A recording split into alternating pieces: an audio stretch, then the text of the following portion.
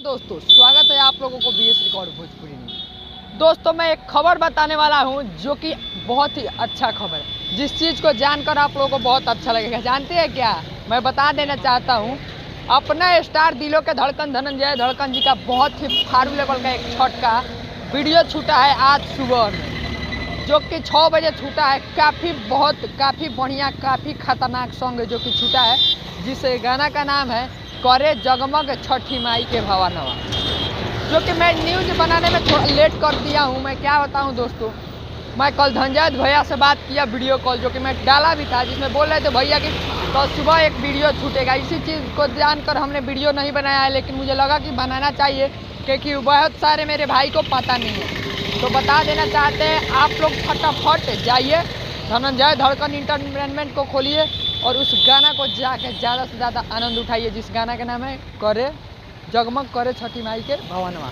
तो जाइए भाई लोग, आप उस गाना को सुनिए, जगमग करे छठी माई के भवनवा धनंजय धड़कन इंटरटेनमेंट से, और जाके ज़्यादा प्यार लड़ दीजिए। आपका भाई एमबीके सिंह, फिर मिलते हैं नया अपडेट के साथ। तब तक के लिए जय हिंद, जय हो भोजपुरिया समाज।